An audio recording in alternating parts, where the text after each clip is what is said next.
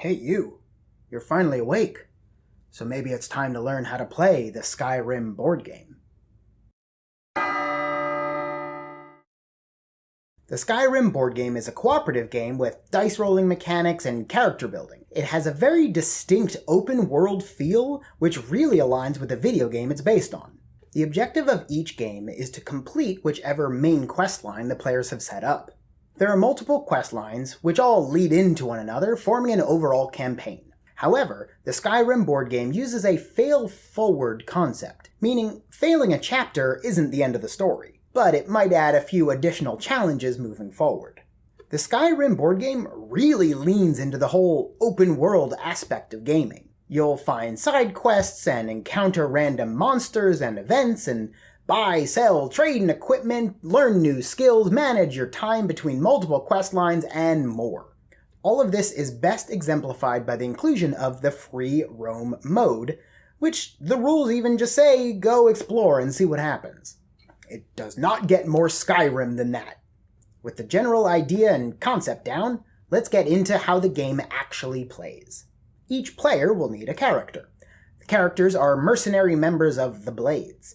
While every character board is the same, players will gain unique skills from their character card. In the base game, these are Orc, Altmer, Khajiit, Nord, Dunmer, and Imperial.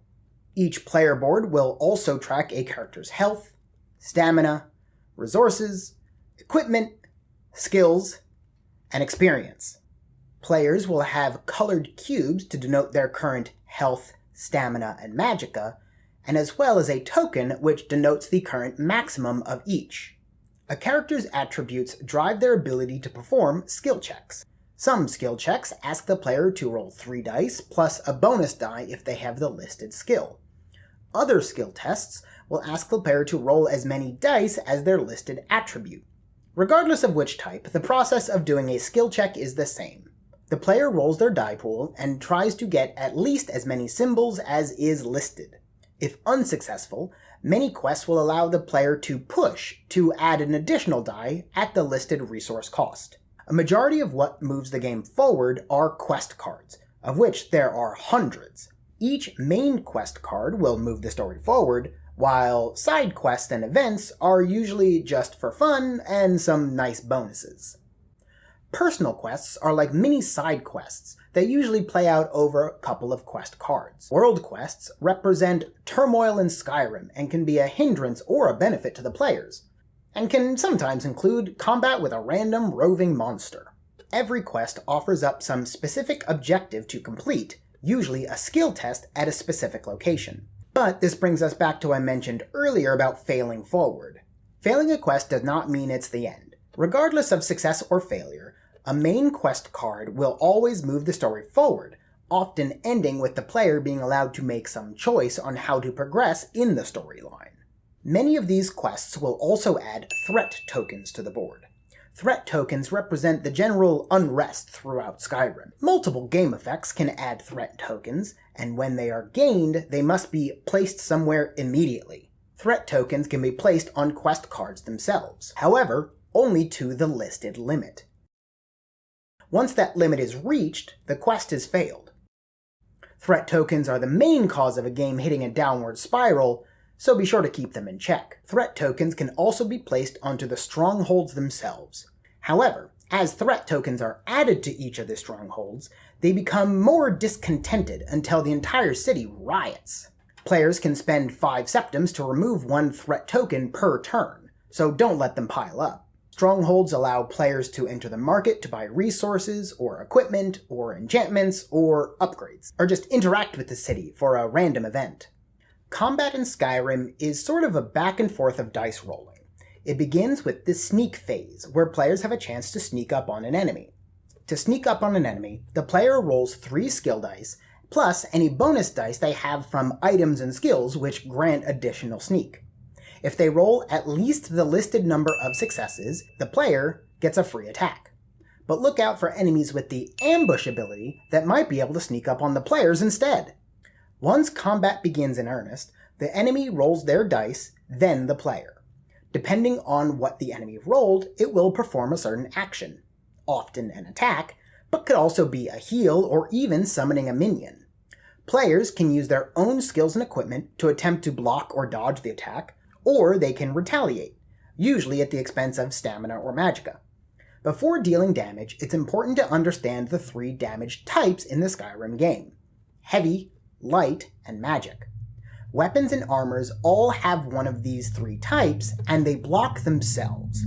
So heavy armor reduces damage from heavy attacks, and so on. When a player rolls in combat, any excessive successes does not grant additional damage. It's just a matter of success or failure. When a player receives damage, it is first reduced by their armor. If there is any damage remaining, they lose that much health. But even if the damage was fully reduced, they still lose 1 stamina. For enemies, the process is similar, but they don't have a health track, only armor. For each damage dealt, the correspondingly colored cube of that damage type is moved down until it's removed entirely. Once all cubes are removed, the enemy is defeated. This means that as enemies receive more damage to their armor, they become easier to damage with further attacks, since the damage they are taking is still reduced by their armor. Some more powerful enemies will even have multiple armors which must be dealt with separately. Some combats will have multiple enemy combatants. Players restore all of their stamina and magicka between each combatant or trap, but not their health. If a player loses all of their health during a combat, they retreat to narrowly avoid death. As a penalty, they draw a random event card and add as many threat tokens to the board as there are players.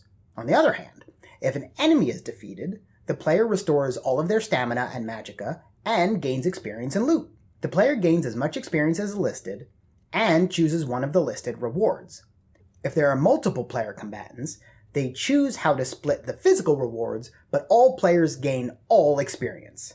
And experience moves players towards the best part of any good RPG, leveling up. When a character has as much experiences as listed here, they lose all of their gained experience, but they gain a skill of their choice. Then they also get to increase the maximum of one of their attributes. There's a few other systems you'll need to know before you're ready to jump into a full game.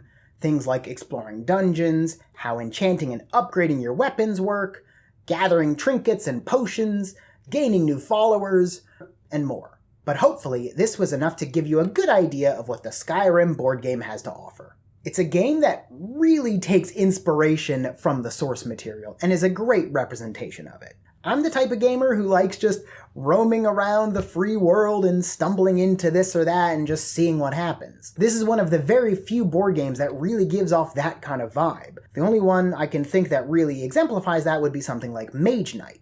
It has just enough additional mechanics to keep the game deep and exciting, but it never feels overwhelming since you don't have to engage with all of these systems at once. It's got a ton of customization options, so every character really branches out into playing a different sort of strategy and method.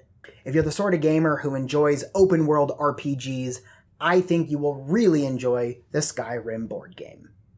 If you found this video at all helpful, a like really does help us out a lot. Be sure to subscribe for more tabletop gaming news. You can always check out more of our board gaming content over here. Again, I am Matt with Bowls. Thanks for watching. Bye.